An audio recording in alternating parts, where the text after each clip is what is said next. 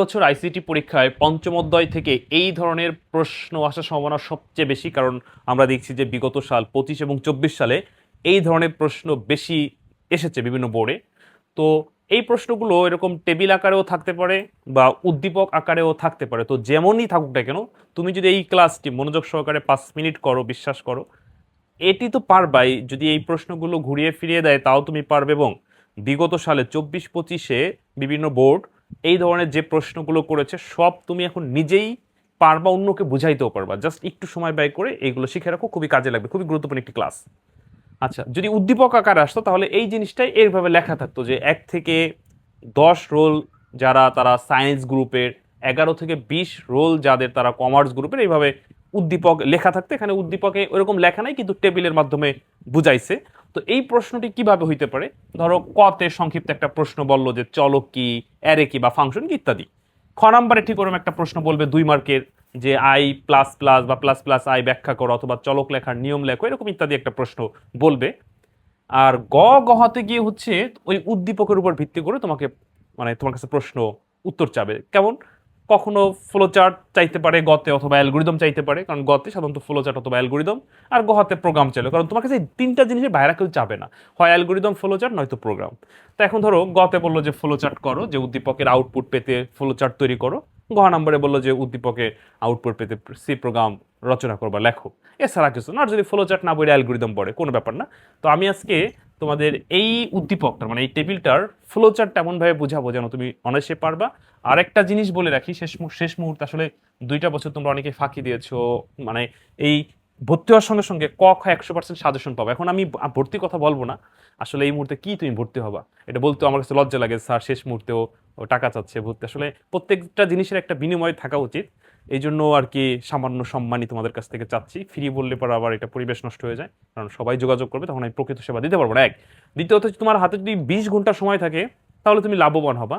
তুমি 2টা বছর যদি ঠিকমতো পড়াশোনা না করে থাকো, বা পড়াশোনা করো বোঝো নাই, অথবা পড়াশোনা করছো কিন্তু প্রশ্ন ধরতে পারো না, অথবা তোমার যদি স্বপ্ন থাকে যে স্যার আমি সর্বোচ্চ নাম্বার তুলতে চাই, তাহলে এই শেষ মুহূর্তে আমার এইগুলো সংগ্রহ করো, বিশ্বাস রাখো এবং বিশ্বাস করো, তুমি 20 ঘন্টায় পুরো বই শিখতে পারবা। এবং আমি এমন সাজেশন দেবো, এমন নোট দেবো, এমন ক্লাসগুলো সাজাই দেবো, খুবই কার্যকরী। তো বিস্তারিত জানতে আমার এই হোয়াটসঅ্যাপ নম্বরে SMS দিও। এটা 26-26-এর জন্য। আর যদি 27 বা 28-এর কেউ থাকো তাদের জন্য আলাদা আলাদা ব্যাচ আছে। আমার ওই হোয়াটসঅ্যাপ নম্বরে SMS দিও। মাসিক কোনো বেতন নাই, বাইরে কোথাও পড়তে হবে না। তো চলো আমরা গ নাম্বারটি শিখে রাখি। আচ্ছা, সবাই মনোযোগ। এই একটা ক্লাস করলে এই ধরনের সব প্রশ্ন উত্তর তুমি করতে পারবে। আচ্ছা, গতে ধরো বললো যে উদ্দীপকের আউটপুট পেতে ফ্লো চার্ট তৈরি করো। আচ্ছা, মোটামুটি তোমরা যারা ফ্লো চার্ট করেছো, মোটামুটি বেসিক ধারণা যাদের আছে, সবাই জানো যে যে কোনো ফ্লো চার্টের প্রথমে হচ্ছে শুরু প্রতীক। শুরু প্রতীক একটু ডিমাকৃতি। তো এখানে আমরা লিখবো স্টার্ট। কি লিখবো বলো তো? স্টার্ট। স্টার্ট, তারপর হচ্ছে ইনপুট। এখন প্রশ্ন হচ্ছে যে ইনপুটের ঘরে আমরা কি লিখবো? আমরা এখানে যদি উদ্দীপকটি লক্ষ্য করি দেখতে পাচ্ছি যে যাদের রোল 1 থেকে 10 তারা সায়েন্স গ্রুপে, 11 থেকে 20 তারা কমার্স, 21 থেকে 30 তারা আর্টস। তার মানে এখানে রোলের একটা ব্যাপার স্যাপার আছে। তাহলে আমাদের ইনপুট অর্থাৎ রোলই জানতে হবে। তাহলে আমরা এখানে লিখলাম ইনপুট। রোলও লিখতে পারো বা রোলের পরিবর্তে শুধু আর লিখলেও হবে, এই জন্য আমরা ইনপুট আর লিখলাম। এখন আমরা সিদ্ধান্ত নিব যে সায়েন্সের, মানে সায়েন্সে কারা যাবে 1 থেকে 10 রোল, তাহলে এটা সিদ্ধান্ত নিতে হবে।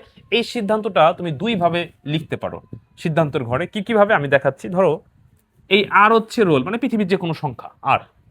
তাহলে সায়েন্স গ্রুপে যাচ্ছে যাদের রোল 1 এবং 10 এর মাঝে, তার মানে 1 অথবা বড়, 10 অথবা ছোট। তাহলে এই জিনিসটা এইভাবে বোঝানো যায় যে এই যে দেখো যে 1-এর চাইতে আর কিন্তু বড়, আবার সমান, এই চিহ্ন দ্বারা সমান বোঝাইতেছে। ওকে। আবার আবার আবার দেখো 10-এর 10-এর চাইতে এই যে দেখো এখানে 10 লিখলাম, তাহলে এখানে 10কে হলো বড় বোঝাচ্ছে, অর্থাৎ 10-এর চাইতে আর ছোট, রোল ছোট বা সমান। তুমি এই সিদ্ধান্তটা এইখানে দিলে যাদের রোল 1 থেকে 10 তারা সায়েন্স গ্রুপে দেখাবে। এখন এই সিদ্ধান্তটা বিভিন্ন বইতে এরকম না লিখে এরকম লেখছে। ধরো একের একের 1 হচ্ছে আর এর থেকে ছোট অথবা সমান, মানে এই চিহ্নটা দ্বারা বোঝায় ছোট অথবা সমান।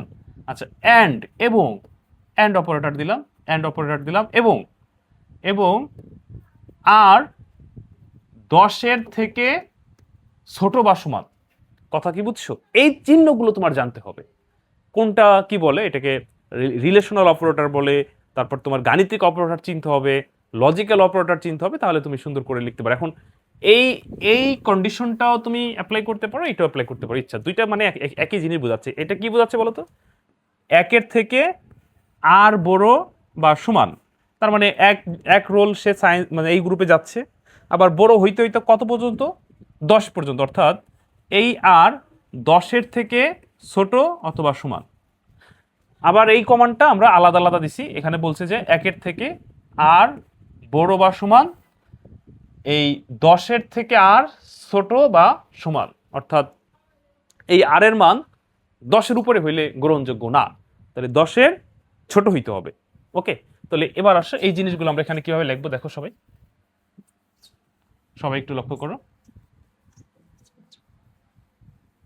তাহলে আমরা এবার একটা সিদ্ধান্তর ঘর নিব। তোমরা জানো যে সিদ্ধান্তর ঘর হচ্ছে রম্বস। এই যে দেখো, সিদ্ধান্তর ঘর নিলাম, লিখলাম ইফ ব্র্যাকেট অন, অনের চাইতে তুমি আগে আর লিখতে পারো, সমস্যা নেই। ধরো দিলা আর, আর বড় বা সমান অনের থেকে, অ্যান্ড এবং আর ছোট বা সমান 10-এর থেকে। এই কন্ডিশনে, অর্থাৎ যদি এমন হয় তাহলে আমরা, মানে যদি এমন হয় ইয়েস, তাহলে আমরা লিখলাম সায়েন্স।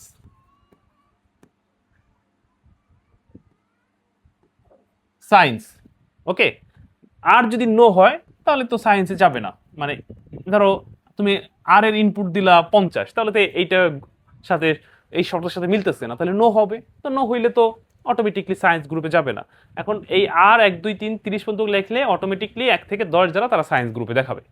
আচ্ছা, এরপরে আমরা যদি দ্বিতীয় কন্ডিশনটা লিখি ঠিক একইভাবে, আমরা আবার সিদ্ধান্ত নিব।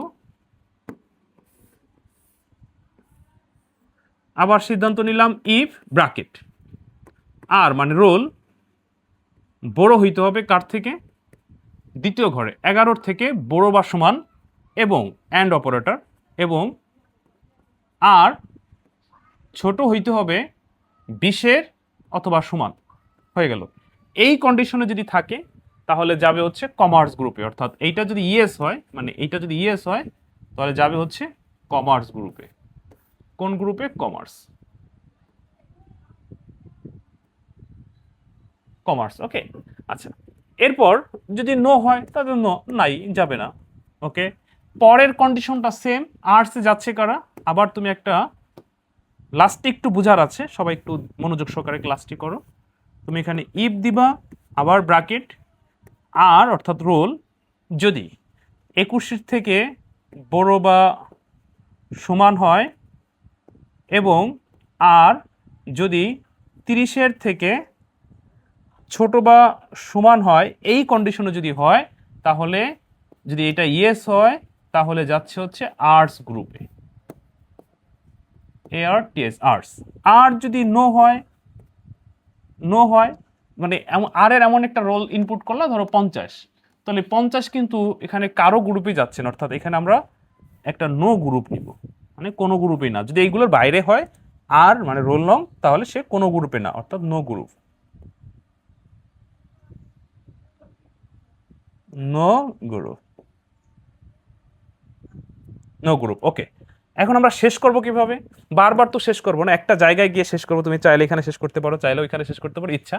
ধরো আমার নিচে জায়গা নাই, আমরা এখানে শেষ করবো। হ্যাঁ, তাহলে আমরা একটা সংযোগ দিব। কি দিব বলো তো? সংযোগ দিব। তুমি তোমার মতো করে সংযোগ দিতে পারো, এটা কোনো বিষয় না। মানে আমরা আমাদের মতো করে দিচ্ছি। আচ্ছা দেখো, আমি কয়েকভাবে দেখাবো, কয়েকভাবে দেখাবো। এই যে এইটাও ধরো নিলাম টেনে, এই যে একটা সংযোগ দিলাম, তারপরে শেষ করে দিলাম ইন্ট, এখানে শেষ করে দিতে পারো, শেষ হয়ে গেল। আবার তুমি চাইলে এই জিনিসটাই আমি যদি মুছে মুছে দেখাই, ওইখানে শেষ না কইরা তুমি কিন্তু এইখানেও দিতে পারো। এই যে দেখো, আমি একটু একটু ছোট করে নিই টেবিলটা, তাহলে আরো ভালো বুঝবা। মানে সবাই একটু দেখো, সবাই একটু মনোযোগ। এই যে দেখো দেখো দেখো দেখো, একটু জায়গা বের করলাম, হ্যাঁ। ওকে, আচ্ছা কিভাবে করা যাবে? আমরা এই জায়গায় একটা সংযোগ দিলাম, সংযোগ তো যে বৃত্ত মানে সংযোগ। ওকে, এবার এই যে দেখো, এখান থেকে টেনে এনে সংযোগ দাও, টেনে এনে সংযোগ দাও, টেনে এনে সংযোগ দাও, তারপরে তুমি শেষ করে দাও, এন্ড হয়ে গেল।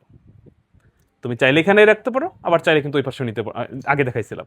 তো আশা করি বুঝতে পারছো। এখন ধরো আমি যদি এই টেবিলটা পরিবর্তন করে করে দিই, আমি যদি দিই 1 থেকে 100 রোল, তারপরে 101 থেকে 200 রোল, পরে 201 থেকে 300 রোল, তাও কিন্তু তুমি পারছো।